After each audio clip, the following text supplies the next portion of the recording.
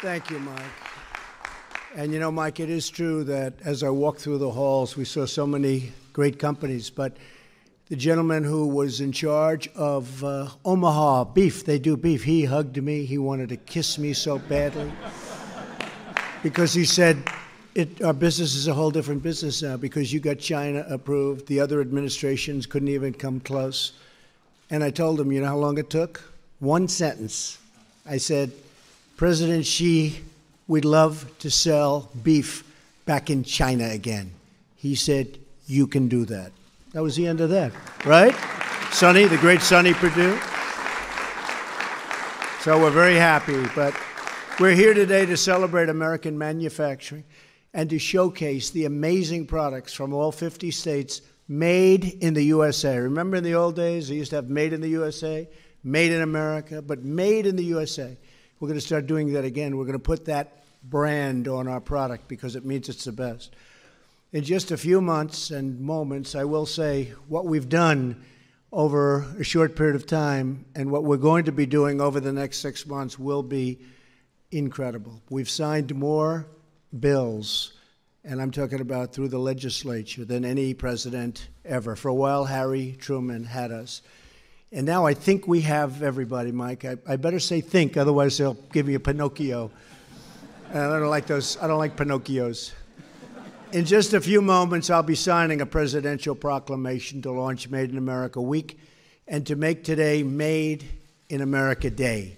We are thrilled to be joined today by so many incredible members of my cabinet. Every member of my administration shares the same goal: to provide a level playing field for American workers and for American industry.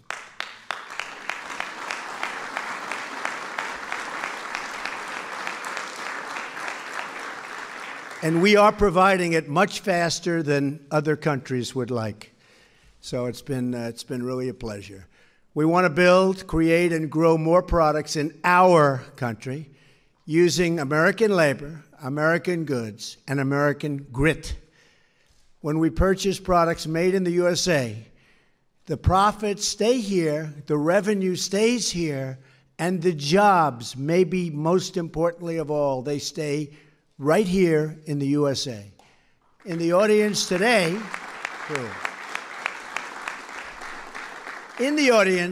we have skilled workers, we have business leaders whose American-made goods we're proudly displaying all over the White House and outside. I saw fire engines, I saw tractors from Caterpillar, I saw some incredible machinery. Make it right here. We thank you for being here. We're honored to showcase your creations, and I will say they've really taken on, and some of you have built names that I know of for so long, and it's congratulations, right? You in particular. What a great job you've done. Thank you very much. And I saw you on television this morning. You were fantastic. I don't know what you're doing exactly, but you could always have a second career. You did a great job. Thank you very much. American workers, farmers, and innovators are really the best in the world. We know that, and what we're doing that is we're displaying those talents. You construct and harvest the products that fill our homes, feed our families, and defend our nation, and enrich our lives. I want to make a pledge to each and every one of you. No longer are we going to allow other countries to break the rules, steal our jobs, and drain our wealth. And it has been drained. It has been drained.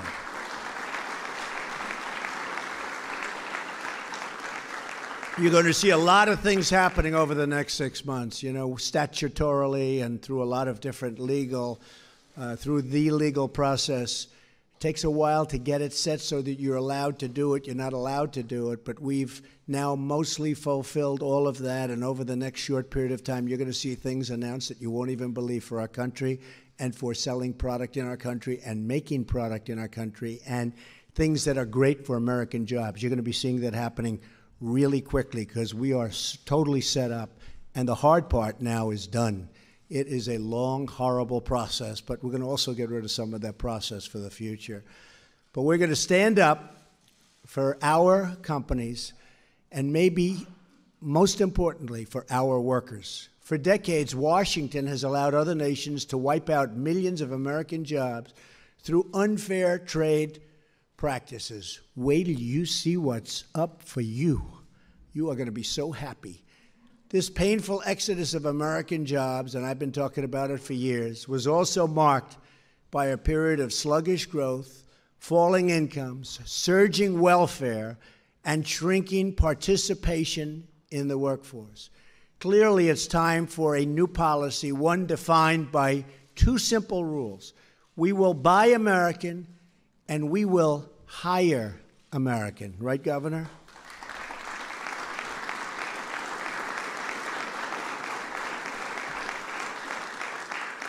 My administration is removing the burdens and regulations on your companies so that you can compete, thrive, and grow. How many of you have noticed this so far? Because it's a big, big difference, right? That's a big, big difference. The people are coming up to me, they can't even believe it. We took the farmers' land away. We took the home builders' land away. They have their land back now, and they're building homes, and they're farming their farms, and it's a beautiful thing to see, and they're so thankful. So a lot of those regulations have been taken off. The rest are coming off. And by the way, we will have better protection than we've ever had. But we'll also have something where you don't have to wait 15 years for a permit, and then when you go to the board, you lose. And that's a big portion of your life wiped out waiting for a permit. We're not going to let that happen. But for our nation to really prosper, we must lower the tax on business, one of the highest in the world, and we must repeal job-killing Obamacare. We have to do that.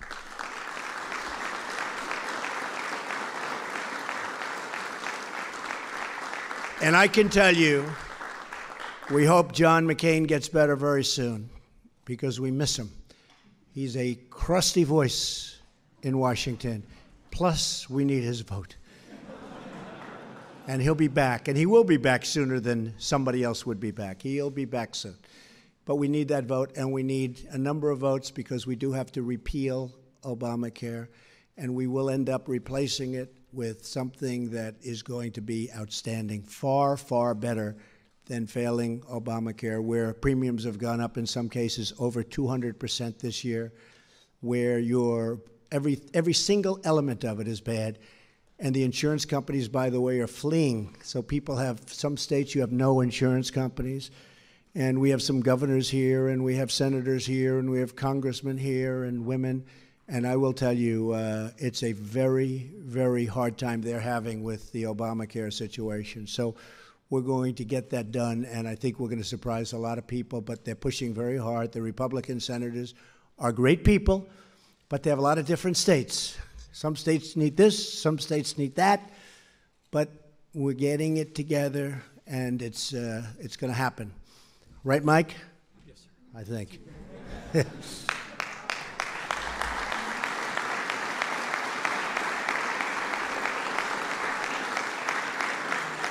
And when it does happen, that will be a big day in America, believe me, big day in America.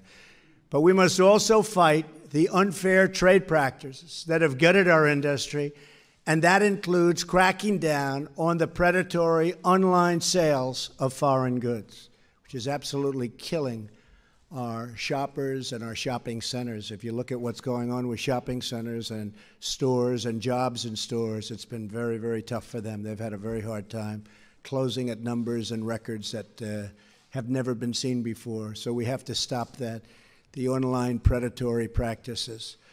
Since the beginning of the year, we have already created over 50,000 brand new manufacturing jobs, and we're just getting started. We will lift our citizens from welfare to work. We will turn boarded up communities into new outposts of American commerce. And we will once again rediscover our heritage as a manufacturing nation. We used to be a manufacturing nation.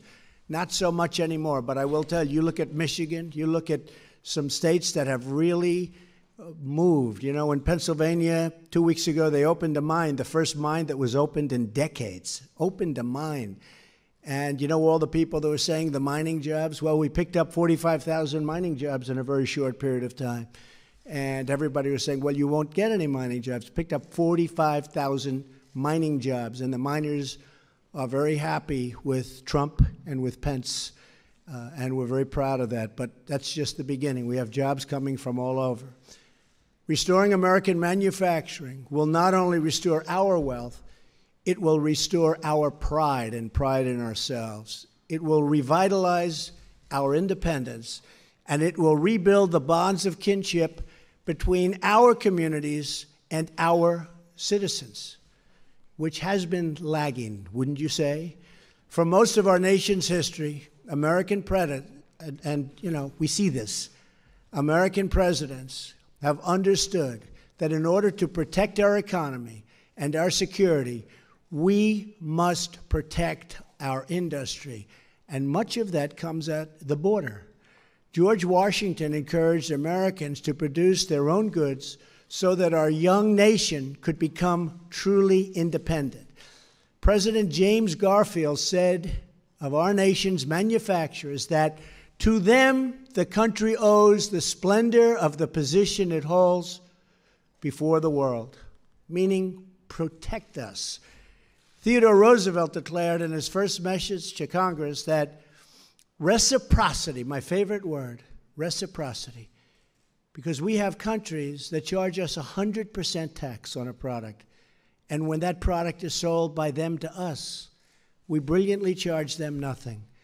And people say, oh, that's free trade. No, that's stupid trade. That's really stupid trade.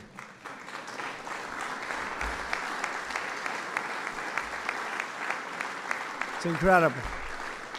You'll actually have people who, no, we can't do that. That's free trade. That's so incredible. But what are you going to do? Oh, what happens in Washington, you just wouldn't believe the things. But reciprocity must be treated as the handmaiden of protection.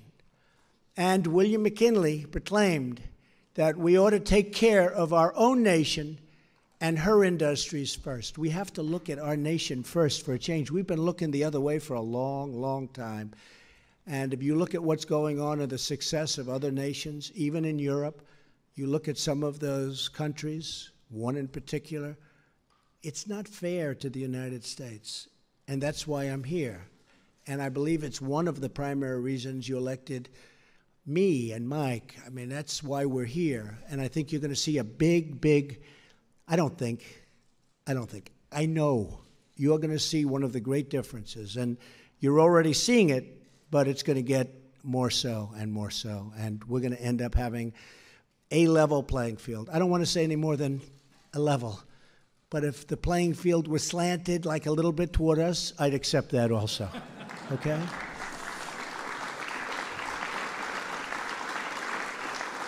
So once again, we will celebrate craftsmen, producers, innovators like the incredible men and women in this room today. We will protect our workers, promote our industry, and be proud of our history because we will put America first. America will be first again. We will make America great again. Remember that. And we'll meet in this same room in a year and in 2 years, and you'll see what happened. Thank you all for being here. God bless you, and God bless America. Thank you very much. Thank you. Thank you.